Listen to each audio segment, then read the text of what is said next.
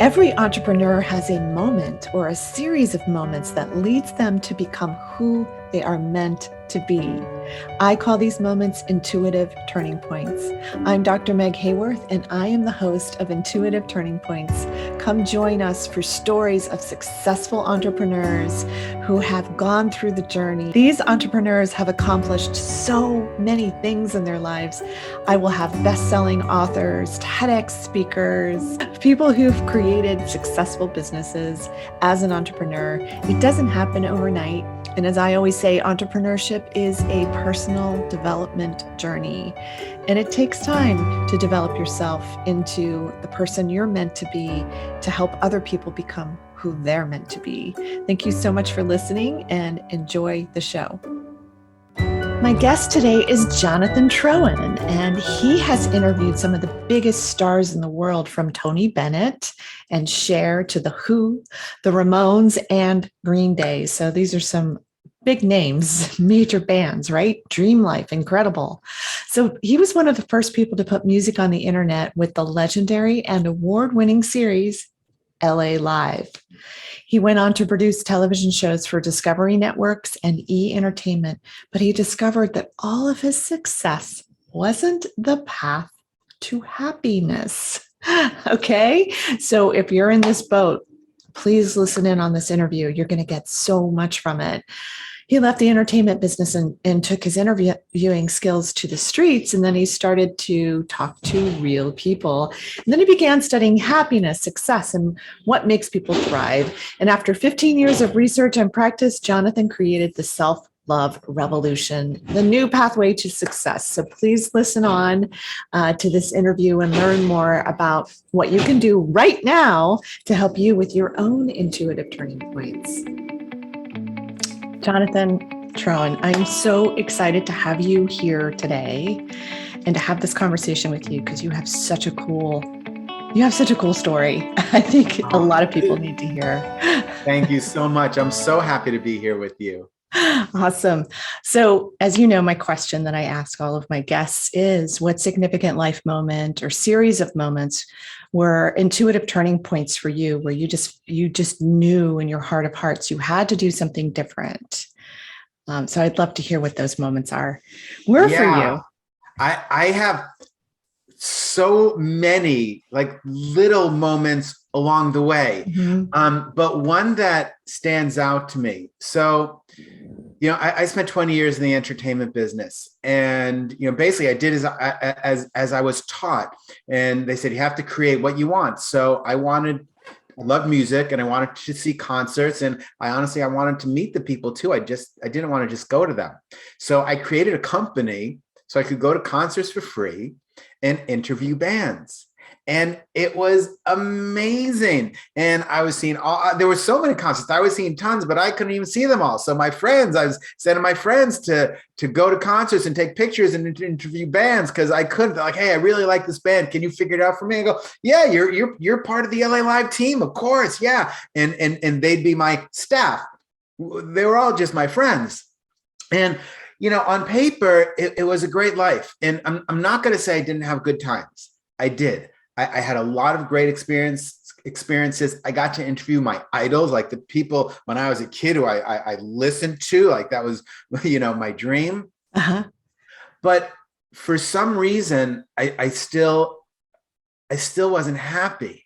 And I always had this idea that when I got successful, and there were hundreds of ideas of success, when I moved to a certain place, I could be happy. Right. I got there. I was on 3rd Street in Santa Monica. I was 3 blocks from the beach. Nice area, by the way. It's beautiful, right? And nice life. Everything great. Everything great. Could see the sunset out my window. Wow. Okay, well, when I get the new car, then I'll be happy. Okay, I got a new car. So, and on and on. When I interview this band, but then I did. Yeah. So I was trying to figure out what was going on. And, just a short side to the story. I moved to Denmark. I moved to LA. Then from LA, I moved to Santa Monica, 11th Street. Then I moved to 3rd Street. And I kept moving closer. Well, across the sea isn't closer, but I kept on going on adventures and moving closer to what I thought would make me happy. That's so interesting. And anybody listening who's in this predicament, because there are a lot of people that are in this predicament, especially in this country. And I would say a big concentration of them here in Los Angeles, where you're seeking success, and your idea of success is more sort of what you think everyone else's idea of success is. It's about the stuff, the money, the trappings, the dream life of, like, amazing. And I get that you had a great time. Like, I had a great time as a chef to celebrities. It was amazing, but there was something really big missing. Yeah. So I hear you. So what was the so thing? This is what happened. I kind of had to give all that setup because otherwise it doesn't make sense, right? Sure. Yeah, absolutely. So there I was. So Santa Monica, Palisades Park, right? Go over the ocean, and it's a thin park but long, and you can see the ocean. So I would walk there. Yeah, it's like, just even thinking about it, it's one of the most beautiful places on the planet. Yeah. And I would walk there almost every night. And at the time, because I didn't like the voices in my head and what they were telling me, I usually wore headphones, right? So I had my iPod. I guess I'm dating myself, but I had the iPod. It was, on shuffle, and this song comes on, and it's a Social Distortion song. I don't know if you know them, but they're big in the LA punk scene, and I was a big punk rocker in those days. And I had seen the band, I had interviewed the band, I had broadcast the band live. Like, I had heard this song at least hundreds, if not thousands of times. And these were the lyrics that jumped out at me. You could run all your life, but not go anywhere. And I was like, wait a minute. It was like the first time I ever heard of it. I ran to Denmark. It was an adventure. I was young, but I'm thinking, okay, then I ran to LA, then I ran to Santa Monica, ran to 3rd Street. And here's the thing, when I was living on 3rd Street, I knew I would walk down past 2nd, past Ocean, then down the stairs to the houses on the beach, right? Yeah. And I knew that I can picture the house when I could have could afford, got the success, got all this stuff. When I could live in that house, then I could be happy. Of course, when I was out on 11th Street, 3rd Street was good enough. Yeah. So 3rd Street wasn't good enough. Like, there was the thing is, there was always someone more successful than I was. Right. And there's always, there's also the idea of constantly having the idea that happiness is something outside of you. It's something to attain. It's a thing. That's it. So then I realized, so I looked back and going, you can run on your life and not go anywhere. Oh my God. Is he talking about me? Why didn't I ever hear that before? Because that's what I felt like. I was running around the planet, and I was continuing to run, trying to figure out, well, how can I get to 2nd Street? How can I get to Ocean? How can I get there? Envious of all the other people, even though, I had, the 6 figures was also supposed to make you happy, right? So we got 6 figures. Okay. And so then I had to go, okay, what if I stop running? What if I stop seeking? What if I, of course, then I'm like, what do I do? Because all I knew for my entire life was running and seeking something else I didn't have. And as soon as I got it, I'm not going to say I achieved every goal I ever set out. Not true. Yeah. But I did achieve many of them, knowing that that's what I wanted and would make me happy. So then once I achieved it, I had to set a new goal. So it's just a nonstop of set goal, achieve goal. Yes. Okay, I guess that's not enough. Set a new goal. Okay, set goal, achieve goal. Okay, that's not enough. But we're all told to do this. Running. We're all told to do this. Like, this is just this is where happiness lies. Yeah. And that's what I tell people. I say, you did nothing wrong. Yeah. Exactly. Nothing's wrong with you. You did just what you were taught to do. You sat in a classroom in middle school or high school or college, and they said, look around you. All these people around you are your competitors. Yeah. So I was which automatically sets you up for separation. You're separate from everybody, and you're against everybody. Oh gosh, like it's odd. But I know I'm not the only one. Yeah. And I'm not this way now, but if, so a lot of us were in I was more in the music side, but then I started producing TV shows for a bunch of years, and all my friends were either TV or film or somewhere in there. And if they got something and you didn't, instead of celebrating them outwardly, oh, great job, let me buy you a drink. But Right. inward, there was just a little pinch of jealousy. Why them and not me? Yes. And I felt guilty about it. And I know I'm not the only one who has experienced that. And part of it's because I was told they were all my competitors, but they're not. They're my friends. And why can't their success be my success? And my success be their success? And some of that, I had friends who hired me for stuff. I hired friends for stuff. So some of that was there as well. But it's an odd thing, certainly in Los Angeles, in the entertainment world. But I honestly, it's just the world that I knew most back then. But it's not exclusive to that industry. Having worked with thousands of people now, I know that it's not exclusive to that industry. If someone else gets the promotion and you don't, well, what's wrong with me? Right, exactly. And damn them. And they're my friend, but I hope something weird happens. Our brain is just crazy. So we have to learn how to celebrate this right now. I know, this right now. This current moment. And I had to, here's the biggest aha moment. I'll give you the biggest one I had. Yeah. There were 100 little ones, but this was the real one that I had after thousands of little pieces. So I went on a journey to figure out what was wrong with me. Like, why am I not happy? I got everything. I am the top 1%, right? I'm the top 1%. Right. I got everything. So why am I not happy? What's wrong with me? And here's what I figured out after searching for, I don't know, it's been about 15, 16 years now. So maybe after many years of searching, I figured this out in studying Tony Robbins and Bob Proctor and Louise Hay and Thich Nhat Hanh and Pema Chodron and many great teachers. Yes.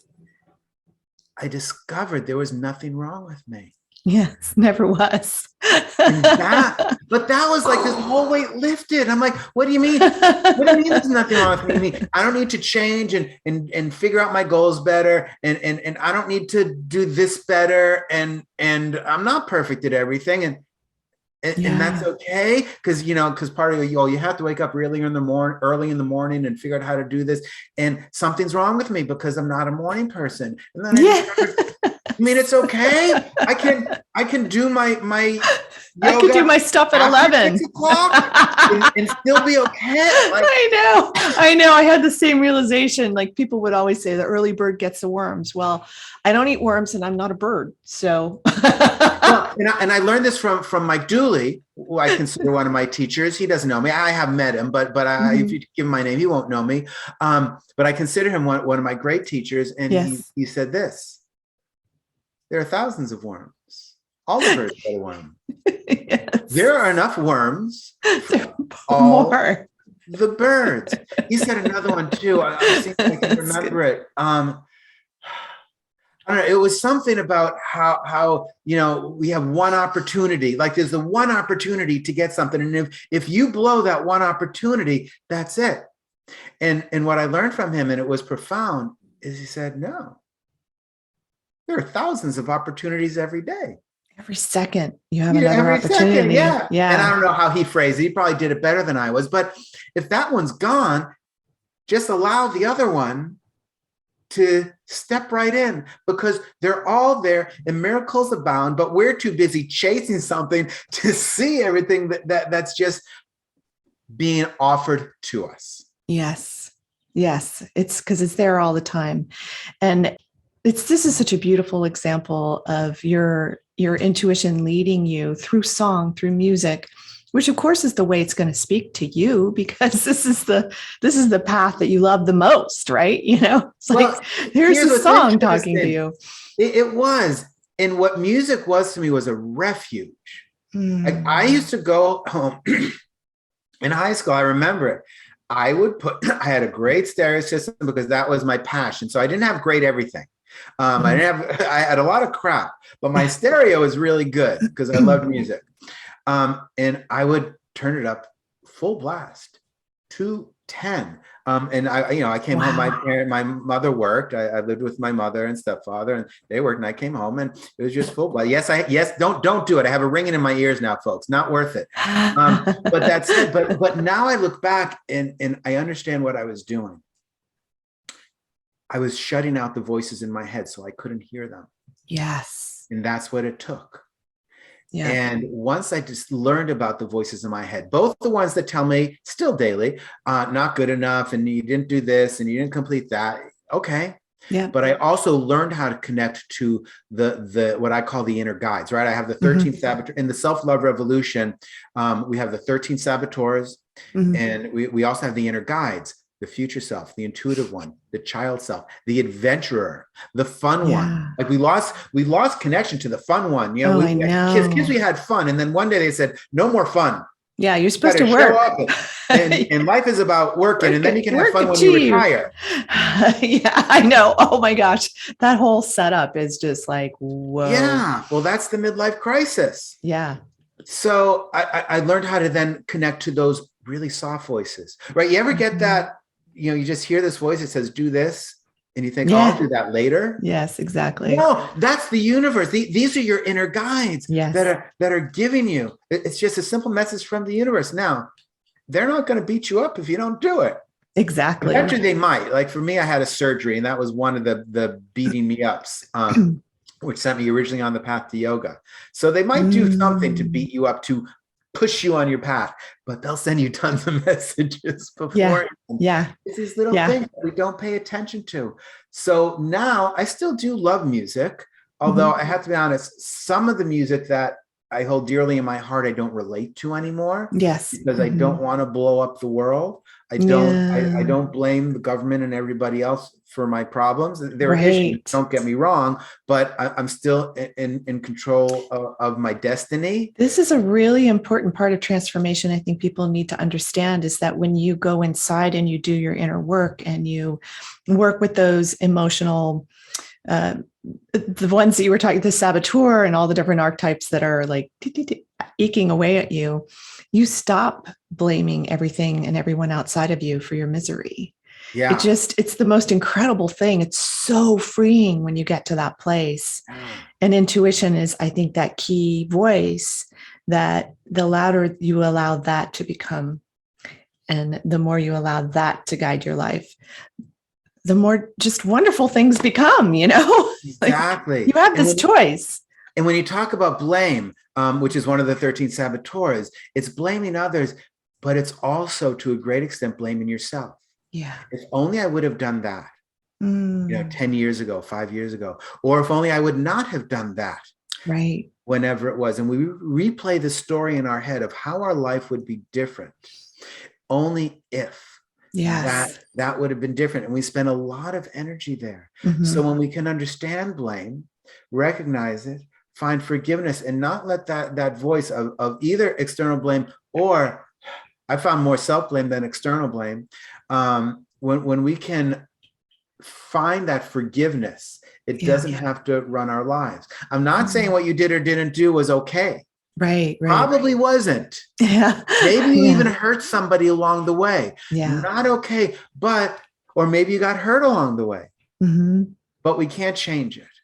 So the blaming part just it doesn't help us achieve our goals. It doesn't help us show up to be kind people in the world, which is one of my big definitions of success. I mean, money's great and I love it, and it allows us to do lots of things. Yeah.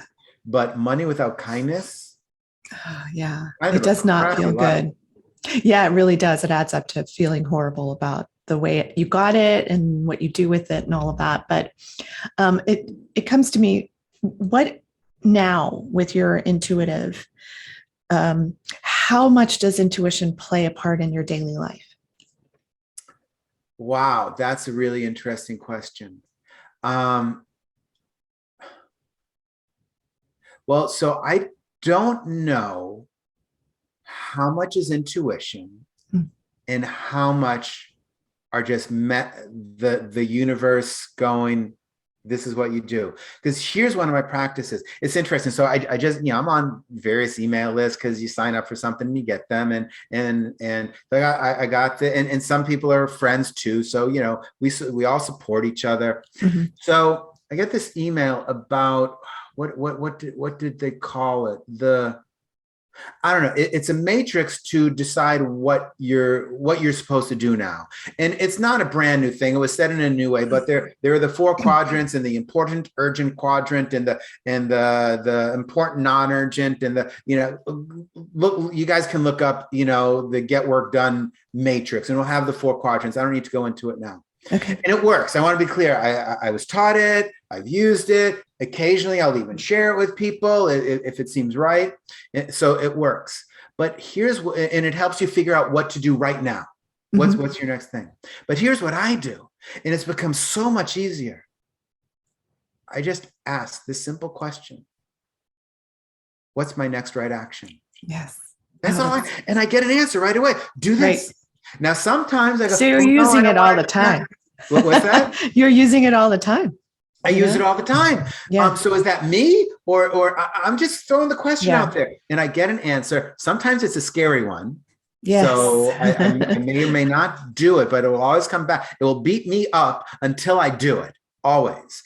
But I've learned I do it much more often now. I just follow that for like 90% of the time. I go, okay, I know it's right. I know it's right. Just do it. And some are simple things. Call this person. And some are like, oh, I got to bury into this and get it done now.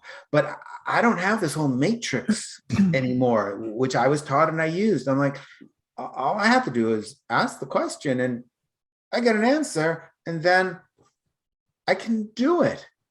And that is also a weight lifted, because I don't have the overwhelm in my head. I sit there for, like, how often have you sat there for an hour trying to figure out what to do next? All the ideas, I do this. Then an hour has passed and nothing's gotten done because you might do the wrong thing first. Right. Honestly, do anything. Do anything. Yes. Just to get you started, or just ask the question, what's my next right action? I promise you will get an answer. Yeah, absolutely. That's beautiful. So yes, anyone listening, please start trying this, just try it, see what happens for you. Can you tell people what you're doing now, what you offer to them, and how they can work with you? Yeah. So the main program that I work with now is called the Self-Love. Now,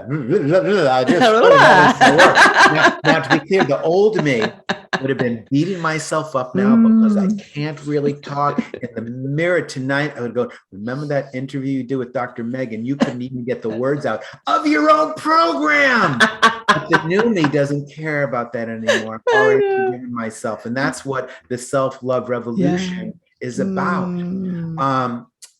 I call self-love in the self-love revolution. Self-love is the missing ingredient to success. Yes. The self-love revolution is the pathway to success. Success in relationships, success in your finances, success in all of it. It changes the relationship with ourselves. And when we change our relationship with ourselves from, for most of us, our own worst enemy who beats ourselves up all the time, to our own best friend, right? If our friend comes to us with difficulty, we go, hey, what do you need? How can I help? Not us. We beat ourselves up. So we begin to treat ourselves in the same way. Oh, Jonathan, you had a tough day today, didn't you? Okay. I got your back. It's okay. I'm my own best friend. And it changes your relationship with all other people. It changes your relationship. If you have a business, it changes the relationship with your business or your bosses, with everything. And that's my mission right now, is to teach people how to stop beating themselves up. You're not good enough. You screwed that up. To learning how to first accept yourself, because that sometimes comes first. We can't always go to beating ourselves up to loving ourselves. But we can go to beating ourselves up to slowly learning how to accept ourselves. And once we learn how to accept ourselves, to actually love the fact that we're here, even with all the stuff that isn't exactly right. That's what it is. Self-Love Revolution. You can find it at selfloverevolution.com. We have courses. The live course is going on right now as we speak, but there's also the on-demand course you can take, which is the most powerful work I've ever put out there. Yeah, that's wonderful. And once a year I do the live course. So, depending when you get this, we'll have an opportunity soon to be together. and there's always a discount if you've already signed up for any of the courses. So okay, great. Self-Love Revolution, I'm telling you, and I guarantee it. It's everything I do. It's everything I practice. And I guarantee that it works. If you do the work and it doesn't work, I give you all your money back. No one's ever asked for it back.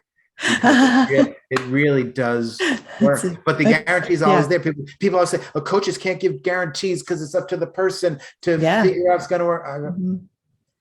I believe in it. I've had a guarantee from day one. I've always guaranteed everything I do. That's beautiful. Because that's what I would want. If I'm going to work with you, I want you to make me confident enough that it's going to work. I buy things from companies that have better guarantees. I own a great hybrid Hyundai now. Why? Well, because Toyota's warranty was 3 years and Hyundai's was 10 years. I'm going to go with a 10-year warranty. They back it up more. Same price. Hyundai gets a little better gas mileage. So those things I think are important if you're creating something, if you're doing something, stand by it. Own it and know that what you're creating is good enough for people out there. Yeah, that's beautiful. Thank you so much for being on here today. This has been just so enlightening to have this discussion. And I think so many people are going to get a lot from this. So I can't wait to share this with the world. Oh, thank you so much. Thank you for supporting this idea of self-love and self-compassion and the self-love revolution. And Dr. Meg, I really appreciate you. You're welcome. You know, self-love is the way to heal everything. Everything. It heals your physical body, mental, emotional, spiritual, your entire holistic system. And intuition leading the way in that, you know, learning to allow that part of you to speak up and direct your next right move. So it's interesting. I know we're closing, but you bring up pain, right? And I got into this world through surgery and through physical pain. Is what originally got me into yoga originally. And I'm not going to say I never have pain, right? As a guy, you know, surgery was 22 years ago, but I can tell you this helps your chronic pain. Your chronic pain is at least reduced. And I suspect, you know, more and more over the years. It's so powerful. Thank you for bringing that piece of it up because that's real. Absolutely. So thank you again. And thank you everybody for listening to Intuitive Turning Points. And please share this with as many people as you think might benefit, like, subscribe. There's going to be more. So thanks again, everyone, for listening. Thank you so much for watching Intuitive Turning Points. I want you to go ahead and like the video and please subscribe to my channel and then ring the bell to get notifications of future episodes so that you can get the latest in Intuitive Turning Points, stories of successful entrepreneurs. I'm Dr. Meg Haworth. Get your dose of inspiration right here on Intuitive Turning Points. Thank you so much for watching. I'm so grateful for you.